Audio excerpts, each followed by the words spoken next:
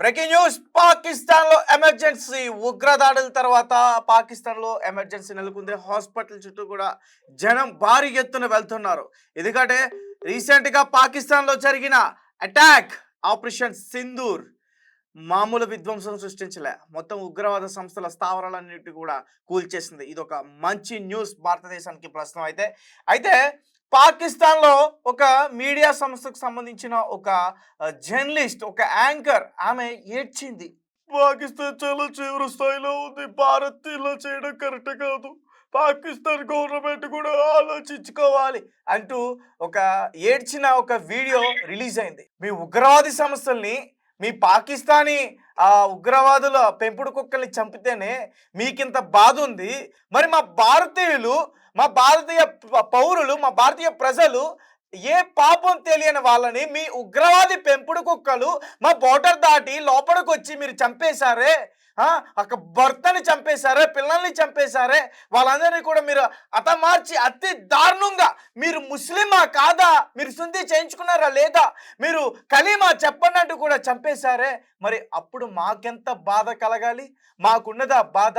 మీకేనా బాధ? అది పాకిస్తానీ పెంపుడు కుక్కల్ని చంపితే మీడియా సంస్థలు కూడా, పాకిస్తాన్లో ఉన్న మీడియా సంస్థలు కూడా బాధపడుతున్నాయంటే దీనికన్నా దరిద్రమైన విషయం ఇంకొకటి ఉండదు. ఎందుకంటే మీడియా సంస్థలు కూడా ఉగ్రవాద సంస్థలకి అక్కడ పాకిస్తాన్లో ఫేవర్గా చేస్తున్నాయి. కానీ వీళ్ళు మాత్రం మాకే సంబంధం లేదు, ఉగ్రవాదుల్ని నిర్మూలించడానికి మేము కూడా ప్రయత్నిస్తాం అంటూ కూడా కబుర్లు చెప్పే ప్రయత్నం చేస్తున్నారు. ఒకసారి ఆ వీడియో కూడా నేను ప్లే చేసే ప్రయత్నం చేస్తాను, ఆమె ఏడుస్తూ ఏం మాట్లాడింది అనేది. అయితే వీళ్ళకి బాధ, ఇప్పుడు ఏడ్చేస్తున్నారు బాధ.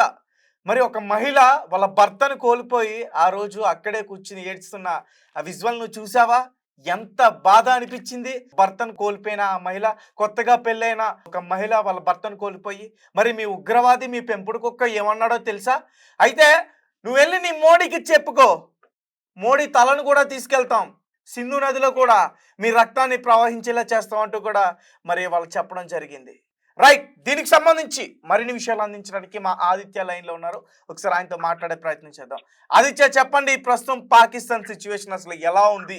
పాపం పాకిస్తాన్కి నిన్న నైట్ రెండింటి నుంచి కూడా ఇప్పటి వరకు కూడా 2-1 ఒకేసారి వెళ్తున్న వార్త కూడా నాకు వినిపిస్తుంది. వాళ్ళ సిచ్యువేషన్ అంత దారుణంగా ఉందంటూ కూడా చెప్తా ఉన్నారు. కొంతమంది దేశాన్ని వదిలిపెట్టి పారిపోతున్నారంటూ కూడా చెప్తున్నారు. ఎలా ఉంది ఆదిత్య అక్కడ సిచ్యువేషన్? పాకిస్తాన్ పైన ఈ మెరుపు దాడికి ఈ జర్నలిస్ట్ ఒకటే కాల్తేజ మొత్తం పాకిస్తాన్ ఉలిక్కిపడిందని చెప్పుకోవాలి. పహల్గామ్ కి దీటుగా మన వాళ్ళు ఆపరేషన్ సింధూర్ మొదలు పెట్టడం, దాన్ని సక్సెస్ఫుల్ గా అక్కడ కంటిన్యూ చేయడంతో ఒక్కసారి పాకిస్తాన్ మొత్తం కూడా పరుగులు తీస్తుందని చెప్పుకోవాలి. అయితే మనం చంపింది సిటిజన్స్ ని కాదు, పౌరుల్ని కాదు, సైన్యాన్ని కాదు, కేవలం ఉగ్రవాదాలని చంపేశారు. ఉగ్రవాద స్థావరాల పైన దాడులు చేసి వాటిని నాశనం చేశారు. అయినా కూడా ఈ ఉగ్రవాదుల పైన ఇటువంటి సింపతి పాకిస్తాన్ చూపిస్తుందని చెప్పడానికి ఈ జర్నలిస్ట్, టీవీ యాంకర్ ఎవరైతే ఉన్నారో ఈమె అని ఎగ్జాంపుల్ గా చెప్పుకోవచ్చు. అంటే వీళ్ళు చనిపోయారు, పాకిస్తాన్ మీద దాడులు చేసింది భారత్ అంటూ కన్నీరు పెట్టుకుంది, అది కూడా లైవ్ లో. అంటే చంపింది ఎవరిని? ఉగ్రవాదులే కదా. ఉగ్రవాదులు ఎవరు? మన భారతదేశానికి వచ్చేసి ఒకసారి యూరి అటాక్ చేశారు, ఒకసారి పుల్వామా దాడి చేశారు, ఇప్పుడు ఈ పెహల్గామ్ లో దాడి చేశారు.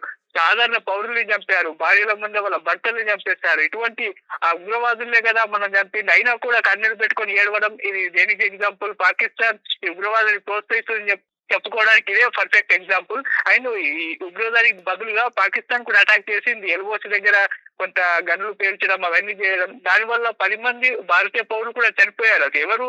పౌరులు చనిపోయారు. భారతీయ పౌరుల పైన వాళ్ళు దాడులు ఇప్పటికీ చేస్తున్నారు. మనం ఉగ్రవాదులనే టార్గెట్ చేస్తున్నాం, ఉగ్రవాద స్థావరాల పైన దాడులు చేస్తున్నాం, వాళ్ళు మన పౌరుల్ని చంపుతున్నారు. సో అటువంటి పరిస్థితుల్లో ఈమె ప్రవర్తన ఖచ్చితంగా ఇది చర్చనీయాంశం అని చెప్పుకోవాలి. అంటే పాకిస్తాన్ వైఖరి ఏ విధంగా ఉంది అంటే భారత్ విషయంలో అన్నది ఇదే ఒక పర్ఫెక్ట్ ఎగ్జాంపుల్ అని చెప్పుకోవాలి.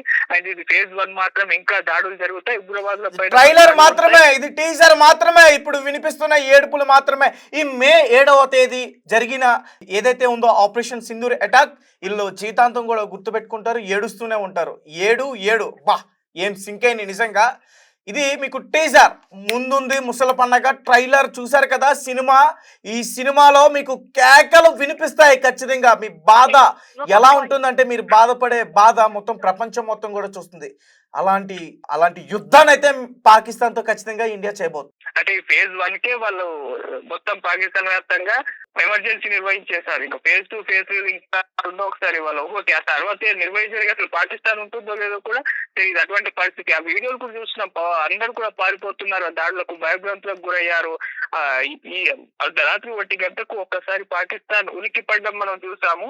ఇది ఫేజ్ 1 మాత్రమే అని చెప్తున్నారు. ఇంకా చాలా దాడులు జరగచ్చు. ఇప్పుడైతే పాకిస్తాన్ వ్యాప్తంగా కూడా మొత్తం కూడా ఎమర్జెన్సీ నిర్వహించారు. వాళ్ళు బంకర్లలో దాక్కుంటున్నారు లోపల కింద వాళ్ళ.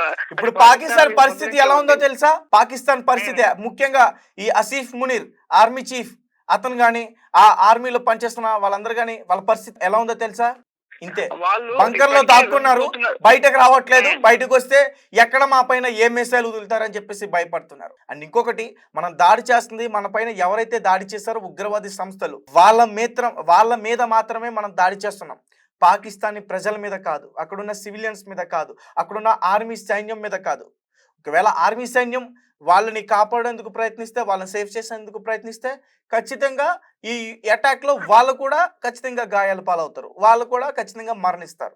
ఆల్రెడీ స్టార్ట్ అయ్యాయి ఎల్ఓసి దగ్గర మొత్తం కూడా దాడులు. కాల్పులు స్టార్ట్ అయ్యాయి. గట్టి కాల్పులు స్టార్ట్ అయ్యాయి. కొంతమంది భారతీయ పౌరులు చనిపోయినట్టు కూడా చెప్తున్నారు.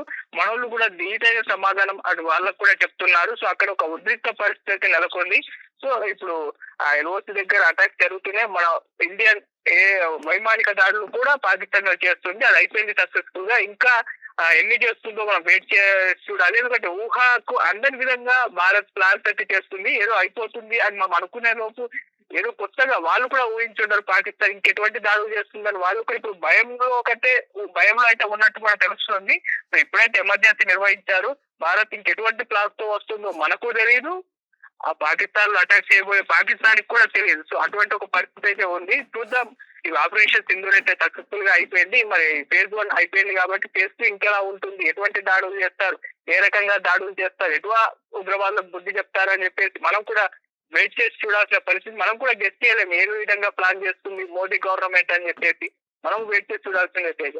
Right, thank you so much Aditya. So guys విన్నారు కదా, పాకిస్తాన్ పరిస్థితి చాలా దారుణంగా ఉంది ఇప్పుడు. ఎందుకంటే ఇండియా చేసిన ఈ ఆపరేషన్ సింధూర్ అటాక్ కోలుకోలేని దెబ్బ, పైగా అక్కడున్న ఉగ్రవాదికి సంబంధించి ఎవరైతే ముఖ్య నేతలు ఎవరైతే ఉంటారో వాళ్ళందరూ కూడా చనిపోయారు. కానీ వాళ్ళ చనిపోయిన విషయాన్ని వాళ్ళ పాకిస్తానీ మీడియా ప్రజెంట్ చేయలేకపోతుంది. భయం, వీళ్ళు చనిపోయారని తెలిస్తే ఇక అక్కడున్న ప్రజలు కూడా భయపడతారనే ఒక విషయంతో ఖచ్చితంగా వాళ్ళు చెప్పే ప్రయత్నం చేయట్లేదు. కానీ పాకిస్తానీ మీడియాకి సంబంధించిన ఒక జర్నలిస్ట్, ఒక యాంకర్ మాత్రం ఆమె పాకిస్తాన్ పైన భారత్ యుద్ధం చేస్తుంది, ఇది కరెక్ట్ కాదు, ఉగ్రవాదుల్ని అంతం చేయడం కరెక్ట్ కాదు, పాకిస్తాన్ అర్ధరాత్రి ఇండియా అర్ధరాత్రి ఇలా అటాక్ చేయడం ఏమాత్రం కరెక్ట్ కాదు అని మాత్రం ఆమె ఏడుస్తుంది.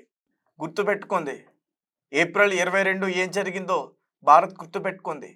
మీ ఉగ్రవాదులు చెప్పారుగా వెళ్ళి మీ మోడీకి చెప్పుకోమని. మరి ఆ మహిళ వచ్చి మోడీకి చెప్పుకుంది.